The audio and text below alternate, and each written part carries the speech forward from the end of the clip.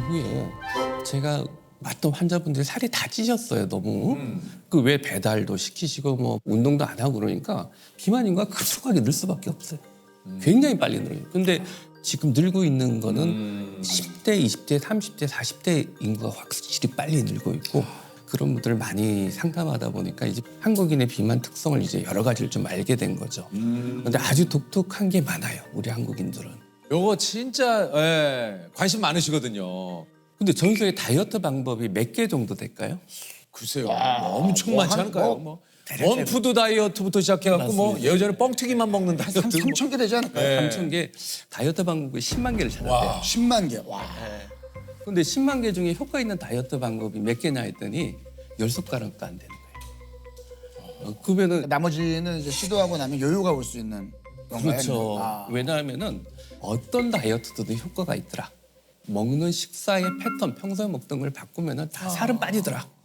근데 그게 오래 가지는 않더라. 그게 그렇지. 한 1, 2년, 2, 3년 가다가 적응이 나중에 되니까. 요요 현상으로 더 찌더라. 그래서 전 세계 효과 있는 다이어트는 원칙을 지키는 다이어트다. 그게 이제 결론이죠. 이게 사실 그 비만율이 증가하면서 그에 비례해서 암의 발병률도 증가를 한다고 해요. 네. 아. 벌써 한 20년 전쯤 되는 것 같은데 미국에서 그런 결과가 나왔어요. 비만이 암의 원인이다. 그랬더니 너무 궁금한 거야. 한국인도 그럴까? 그게 맞을지는 전혀 저는 생각을 못했어요. 근데 지금 이 시기에 와서 봤더니 대장암, 유방암 이런 비만 관련 암들이 늘어나는 게 실제적으로 우리 주변에도 입증이 되잖아요. 아마 주변에 그런 환자분 한두 네, 분씩 맞아요, 있을 맞아요. 거예요. 그게 다 비만과 연관이 돼 있고 아 이게 참 그 비만이 또 그 암을 유발한다라는 이런 얘기를 지금 해주셨는데 아니 이게 이제 저희가 이제 뭐 이런 얘기 많이 하잖아요. 보통 자기 키에서 110을 빼는 게 본인의 적정 몸무게다. 이런 얘기들을 또 하기도 하는데 공식적인 그 비만의 기준이 있습니까? 비만의 기준이 우리 BMI라고 그래요. BMI. 예. 바디매스 그 인덱스라고 우리나라는 체질량 지수라는 건데요. 몸무게하고 키를 계산을 해서 이걸 예측하는 걸 만들었는데 그게 어느 정도 인정을 받고 계속 써오다가 요즘은 봤더니 이 지방 몸 안에 있는 체지방도 위치에 따라 다 다르다는 거예요. 아, 그렇죠, 그렇죠. 예를 들어 아랫배나 허벅지에 이 지방 많으신 분들 계세요. 그런 분들은 오히려 이 지방은 건강에 별로 안 해로워요. 그다음에 건강에 제일 해로운 지방이 어디입니까? 복부인데 네. 내장 지방. 내장 지방. 네. 복부면. 그래서 이 체지방 측정보다 이 허리둘레 하나 측정되는 게 암, 고혈압, 당뇨병, 고지혈증 뭐 이런 거하고 연관성이 훨씬 잘 나와요. 그러니까 복부에 있는 지방의 문제니까 이걸 재는 것이 훨씬 낫다. 네, 허리둘레 하나. 그러니까 예전에 보면은 마르신 분들이 있는데 배만 올챙이 배처럼 그럴 나오는 수 분들이 있겠네. 또 내장 지방, 그리고 마른 비만이라고도 하더라고요. 그래서 남자 90cm, 여자 85cm. 그러니까 옷을 입었을 때 남자는 36인치 정도. 그다음에 여성은 34인치 넘으면은 좀 문제라고 생각하시고 네. 그래서 이 허리둘레 재어보고 이렇게 배를 한번 만져보셔요. 만져보시고. 만져봤을 때 물컹물컹 뭐가 많이 잡힌다. 지금 다 만지고 지금도 계시네. 그럼요. 지금 이거 얘기 나오면 교수님 다 해봐요. 예, 지금 다 그래서 만지면서 표정 우리 스태프분 중에는 이렇게 의아한 분들도 있고 어떤 분들은 입이 많이 처지는 분들도 있고. 예. 그래서 이게 만져봐서 여기 물컹물컹 만져지면은 조금 안심하셔도 돼요. 피하 지방이 많은 거니까. 여기 물컹 좀 얼굴 다시 밝아지셨네. 어떤 분들은 공복에 운동하는 게 좋다. 어떤 분은 식후에 운동해야 돼요. 주장들을 많이 하잖아요. 차이가 많지 않아요. 실제적으로 많지 않은데 사람마다 그게 적응하는 게 다 다른 거예요. 어떤 사람은 공복에 운동을 하고 나면 그 다음에 식욕이 확 당기는 사람이 있어요. 또 어떤 사람은 그 운동 자체가 식욕을 억제하는 사람도 있어요. 그 사람마다 다르기 때문에 어느 하나를 고집하는 것 자체가 굳이 할 필요는 없어요. 그러니까 굳이 뭐 이제 나에 맞춰서 하면 되지 뭐 공복이 좋다 해서 일부러 끼니를 거르고 할 필요는 없다 그런 얘기죠. 네, 전혀 그럴 필요 없어요. 그러니까 이게 제 어떤 강박 같은 건데요. 네. 아침을 먹고 제가 운동을 한 적이 있거든요. 네. 그리고 몸무게가 재면 당연히 아침에 식사를 했으니까 그 몸무게가 나가 있을 거 아니에요. 그게 보기가 싫은 거예요. 그러니까 저는 어떤 숫자에 대한 스트레스도 약간 있어요. 맞아요. 지금 그 살 빼는 것 자체가 조세호 씨한테는 스트레스인 거예요. 그러니까 조셉도 진짜 스트레스 많이 받을 거예요. 네. 유지하려면. 그렇죠. 그러니까 조금만 지나도 막 옆에서 사람들이 너 살찐 것 같은데 막 이러니까. 근데 사실은 우리가 스트레스 조절만 잘하더라도 살 빠지는 게 생각보다 원활해져요. 그래서 새끼 먹으라는 게 여러 이유도 있지만은 그 중에 하나가 몸의 스트레스를 줄여주려는 건데 스트레스 호르몬은 정말 살이 안 빠지게 하는 주범이에요. 그러니까 사실은 그 다이어트를 할 때 환자분들한테 그런 이야기 자주 드리는데 즐겁게 빼세요. 즐기면서 빼세요. 그러면 저한테 망고를 하세요. 야, 살 빼는데 어떻게 즐기면서 해요? 그렇죠, 그렇죠. 근데 제 경험은 내가 내 몸을 건강하게 하는 거다 생각하시고 빼시는 분하고 아닌 분하고 차이가 크더라고요. 그러게요. 이건 어떻습니까? 저녁에 하는 운동보다 아침에 하는 운동이 더 좋다. 그게 이제 우리가 운동을 하면 하루 종일 기초 대사량이라고 해서 가만히 있어도 빠지는 열량을 기초 대사량이라고 하거든요. 그게 뭐 있냐면 가만히 있어도 36.5도라는 체온을 유지하고 우리 뇌는 생각을 하고 심장은 계속 뛰고 그다음 콩팥은 계속 역할을 하니까 그게 기초 대사량이에요. 그렇죠. 그게 나가는 에너지의 60에서 70%를 차지해요. 그건 엄청난 거죠. 운동을 하고 나면은 하루 종일 이 중요한 기초 대사량이 높아진 거예요. 심지어는 밤에 잘 때도 기초 대사량이 높아져 있어요. 그리고 또 밤에 잘 때 에너지를 탄수화물이 아니라 몸 안에 있는 지방을 분해했었어요. 그래서 사실은 운동을 해놓으면은 지방도 잘 타고 그다음 비만 조절에도 좋고 그다음 또 그 에너지를 연소하는데 큰 도움을 받죠. 아침에 시간 나시면 조세호 씨처럼 하시면은 하루 종일 기초 대사량이 높아지고 여러 덕을 많이 보죠. 아침에 커피를 드시잖아요. 근데 요즘 커피 다이어트도 있었어요. 그래요? 맞아, 공복에. 몰랐어요. 네. 그렇죠. 근데 커피 다이어트에 여러 효과 중에 커피에 카페인이나 다른 성분들이 교감신경을 흥분시켜서 운동을 했을 때 효과를 더 높인다는 맞아요. 가설이 있었어요. 저희가 그래서 가끔 유산소 네. 하기 전에는 일반 아이스 아메리카노 말고 에스프레소 있잖아요. 네. 그냥 에스프레소를 한 잔 마시고 운동한 적도 있거든요. 그러니까 이 커피를 마시고 하게 되면은 생각보다는 뭐 교감신경을 흥분하고 해서 될 것 같지만 그 정도 되려면 커피 엄청 먹어야 되고요. 에스프레소 한 잔 갖고 안 돼요. 더 많은 잔을 먹어야 되기 때문에 효과가 별로 없고요. 우리가 살 뺄 때 중요한 것 중에 수분 보충이 중요해요. 근데 이제 카페인을 먹고 나면은 수분이 빠져나가죠. 그러니까 운동할 때 힘드실 거예요. 탈수 상태에서 운동을 하는 거는 굉장히 안 좋아요. 탈수를 많이 시키면은 살이 한 달에 10kg 금방 빠져요. 우리 몸에 그 단백질이 저장될 때 근육으로 저장되잖아요. 근데 물하고 섞여야 되거든요. 맞아요. 그걸 잘 못하게 하니까 그 살은 좀 빠지는데 이게 지방이 안 빠지고 근육만 빠지는 거예요. 네, 제가 사실은 물을 안 마시잖아요. 그러면은 이제 수분이 없으니까 빠지니까. 거울 봐도 뭔가 내가 좀 잘 빼고 있구나라는 게 느껴지는데 그게 사실 착각인 거거든요. 건강하게 빼고 있는 게 아니니까. 지방도 빠지는 순서가 있는데 살 제대로 빼는 사람 뱃살부터 빠져요. 대부분 뱃살부터 빠지고 얼굴살은 나중에 빠져요. 그거 당연한 거예요. 근데 얼굴부터 빠지면 그게 지방이겠어요? 그렇죠. 뭔가 좀 잘못. 수분 빠지고 근육이 빠지는 거죠. 그래서 아까 마른 비만 말씀, 팔다리는 가늘고 배만 볼록 나오신 분이 그런 다이어트를 하신 분들이 무지 많아요. 맞아요. 요건 좀 건강에 어떻습니까? 제일 중요한 거는 생활 습관 교정이고 식습관 교정이에요. 그래서 지금 너무 잘하시고 계신데 아침을 좀 거르시는 것 같아요. 근데 점심 때 낮은데 탄수화물 안 먹으려고 비건 음식으로 네네네. 단백질 위주로 섭취하는데 그러고 나면 우리 몸이 굉장히 긴장을 하잖아요. 그럼 저녁에 같은 회식을 하더라도 건강한 식단보다는 그냥 고깃집 맞아요. 안 찾아갈 수가 없어요. 맞아요. 우리 몸이 내면에서 엄청나게 요구를 해요. 그 다음에 하루 며칠 지나면 운동하기 싫어지는 게 일반적이에요. 근데 조세호 씨는 너무 대단하신 게 분명히 몸이 그런 반응을 할 건데 내가 이걸 해야겠다는 의지를 가지고 운동을 하고 계신 거지 일반적으로는 운동하기가 싫어져요. 근데 이 얘기 어떨지 모르겠는데 운동 오랜만에 한 거예요. 아니. 그거는 이제 제가 없기 때문에. 조셉이 수업. 아니 제가 이거는 수업을 그동안 안 근데 받았었거든요. 제가 그거는 진짜 제가 좀 왜냐면 이거는 제 스스로가 체육관에 가서 운동을 못한 거지. 제가 아침에 일어나면 매일 하는 게 윗몸 일으키기 100개, 턱걸이 30개, 팔굽혀 펴기 60개, 스쿼트를 60개를 매일 합니다.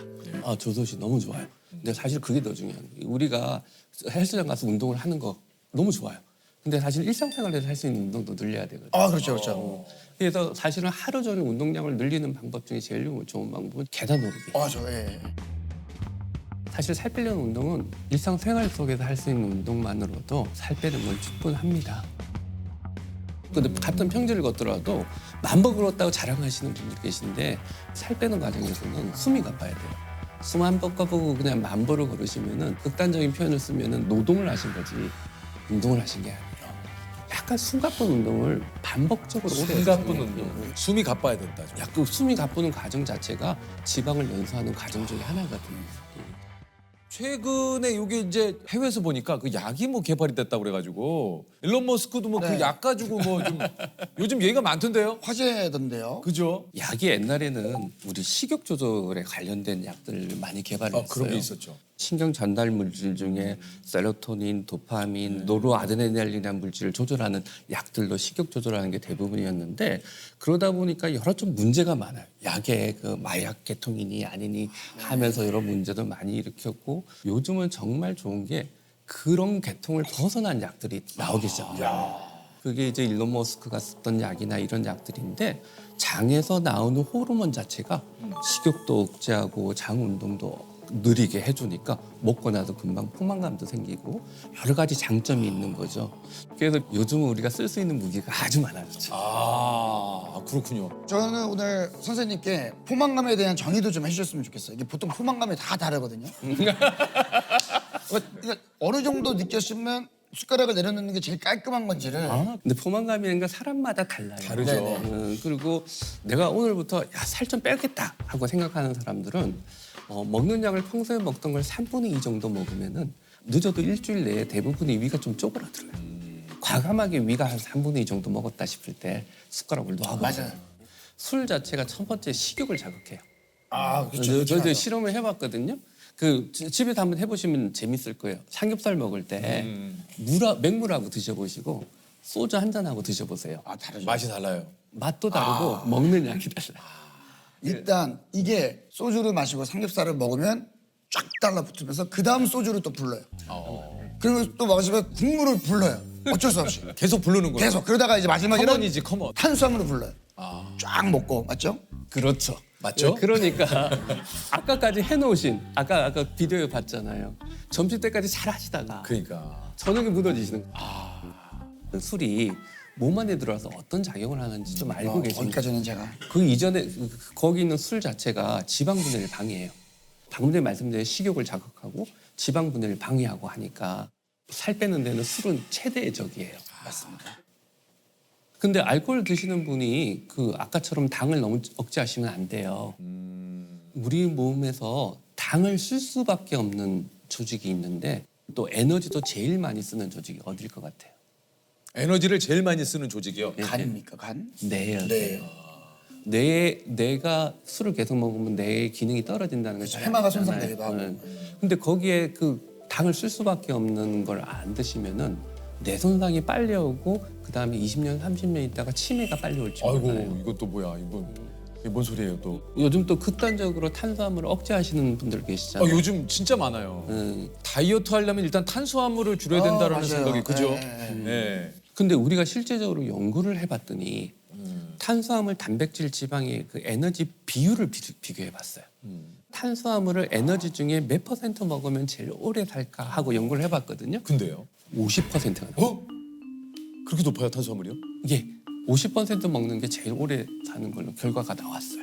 아, 50%. 근데 생각을 해보면은 그게 틀린 이야기가 아닌 게 탄수화물을 먹고 나서 뇌나 심장이나 이게 포도당을 쓸 수밖에 없거든요.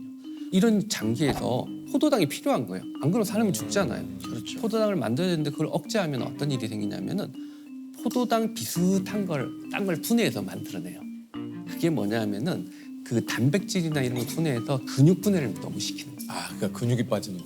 그러니까 빨리 근육이 소실이 되고 기초대사량이 떨어지니까 나중에는 조금만 먹어도 살찌는 몸이 돼버리는 거예요. 그래서 권하기는 탄수화물을 좀 드셔야 되는데 우리 옛날처럼 많이 드실 필요는 없고 어떻게 드셔야 되냐면은 설탕 과당이 먹고 나면 피 속이 빨리 혈당을 높아지기 때문에 그런 거기 때문에 천천히 높여주는 탄수화물을 드셔야 돼요. 그게 뭐 있을까요?